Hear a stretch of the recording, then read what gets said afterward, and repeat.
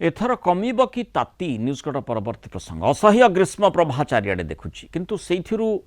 टिके आश्वस्ति मिलिब कि एई आशाटी समस्त रही कालबैशाखी सेठी जदिओ नाटी कालबैशाखी किंतु आश्वस्तिकर सूचना आणिब कि से भितरे कालीठु पाग बदलिबा कथाटी कुहाଯାଉଛି राज्य में 28 एप्रिल रु मे 1 तारिख जाए कालबैशाखी वर्षानी पूर्वानुमान जारी करिछि भारतीय पाणीपाग विभाग। राज्य में प्रबल ताती सांगक गुड़गुड़ी स्थिति जारी रही आभ्यंतरीण ओडिशा विशेषकर पश्चिमांचल अनेक जिले में असह्य ताती वृद्धि होती एभली स्थिति आश्वस्ति आणिब कि कालबैशाखी से प्रश्नटी रही आसंता कालीठु कहुच्छी पागरे परिवर्तन हो पारे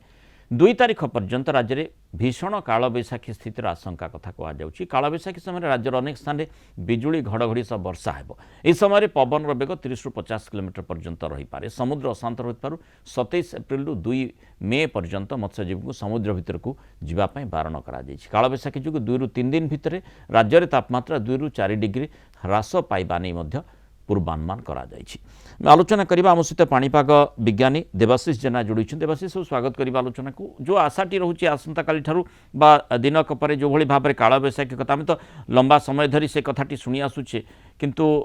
प्रकृत में कालबैशाखीर प्रभाव केबे आसुची ताकू व्यग्रतार से समस्त अपेक्षा करछंती कोन कुआ जाई पारे पागर परिवर्तन हेबो ठंडा हेबो देखंतु वर्तमान आज जदि आमे कहबा मुख्यतः उत्तर जिला तथा उपकूल जिला मानकर किसी जगह कालबैशाखी जनित वर्षा हो पारे तुम काली परठू आपनकर आस्ते आस्ते डिस्ट्रीब्यूशन बढ़िबो अर्थात उपकूल संलग्न जिला माने अधिक मात्रा रे इंपैक्टेड हेबे दक्षिण जिला माने मध्ये इंपैक्टेड हेबे तो ए भलिया जो परिस्थिति कालबैशाखी जनित परिस्थिति मे प्रथम सप्ताह पर्यंत जारी रहिला भलिया लागुची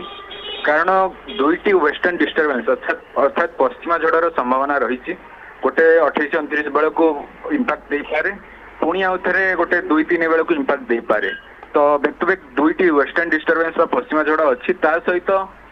पूर्वा वायुर मिलन होबार संभावना रोचे माने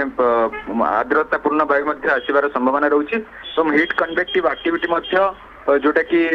आपंकर जारी रही माने तापमात्रा वृद्धि स्थिति जारी रही तो ये स्थिति जो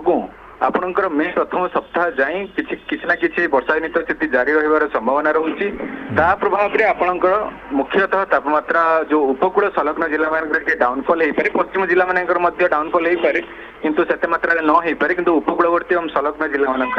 तथा केंद्रीय जिला मानक तापमात्रा डाउनफॉल होबार यथेष्ट संभावना कालबैशाखी तो गुळगुळी भी बढ़ी पारे ना गुड़गुड़ी एवं टिके काली परठू हुए तो कमी पारे मुख्यतः मे प्रथम सप्ताह जाए आपणकर निश्चित भाव आसूची माने आर्द्रतापूर्ण वायु आसूची ओडिशा को उपकूलवर्ती जिला मानक किंतु कालबैशाखी किसी किसी जगह हो गले आपणकर से जो गुड़गुड़ी जनित प्रभाव कमिब मुख्यतः 28 ରୁ 2 भितर पुणी आउ थे 3-4 रु मे शेष प्रथम सप्ताह शेष हो जाए अर्थात 7, 8, 9, 10 किसी मात्रा वर्षा हबार संभावना अच्छी